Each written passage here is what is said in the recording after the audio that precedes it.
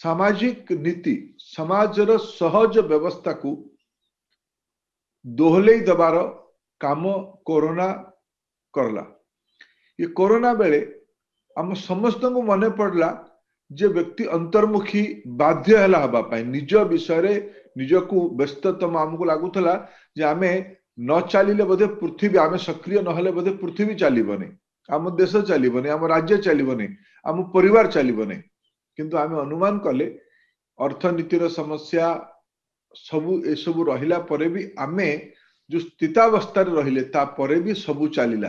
आज आमे पुणी गोटे नुआ समय प्रवेश करने आरंभ कले। ये जो वर्ष तमाम वैश्विक समस्या को सामना करिवार रास्ता कौन है? रास्ता एकमात्र है सत्संग। ये केते बड़ औषध, ये केते बड़ निदान, ये केते बड़ उत्तर आमे समस्ते एबे एबे अंगे निभे।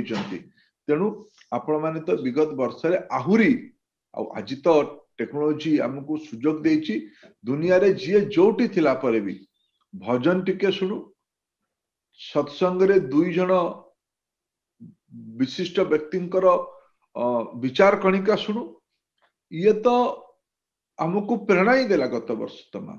तेणु ये अनुभव को आमे जेतेबेले मनीष वैज्ञानिक दृष्टि आहुरी आगु जीव संपन्न हब संपन्न हेले समय कमिम समय कमिले व्यक्ति अंतर्मुखी नहीं नहे कि बाह्य चाकचक्य प्रभावित हम से बैलेंस केमती करवा मनुष भितर दुईटी जाक जिनस अच्छी देवता भी अच्छा पिशाच भी अच्छी ये दुईटा जाकर बैलेंस है मनुष्यत्व मानव धर्म। ये मानव होगी रहिबा मनुष्य होगी रहिबा स्वाभाविक होगी रहिबा यार औषध कौन यार वैक्सीन कौन? यार वैक्सीन एकमात्र वैक्सीन है कौन बहुत वैज्ञानिक प्रमाण सह या कह जाउची।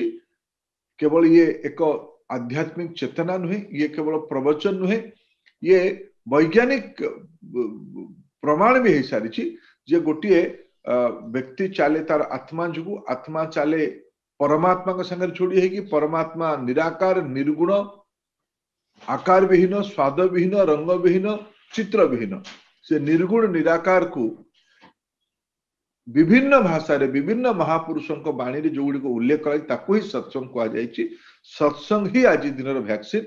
आज आम समस्ते ये ठाकुरंकर 133तम जन्मदिन रे विभिन्न कार्यक्रम माध्यम रे सत्संग अमृत को इतिरे मंथन होइतिबा वैक्सीन को आम समस्ते ग्रहण करिकी एकविंश शताब्दी रे आम निज परिवार निजर अंचल निजर राज्य निज देश को समग्र पृथ्वी को मानवता को रास्ता देखेबा एटा ही आम समस्त प्रेरणार विषय।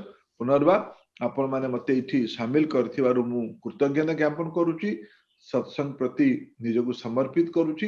प्रत्यक्ष केबे आपण संगे भेट हबार सुजोग मिलिले निजको मु सौभाग्यवान मन करिवि। पुनर्बार समस्त कृतज्ञता जनाउची। नमस्कार। वंदे उत्कल जननी। भारत माता की जय।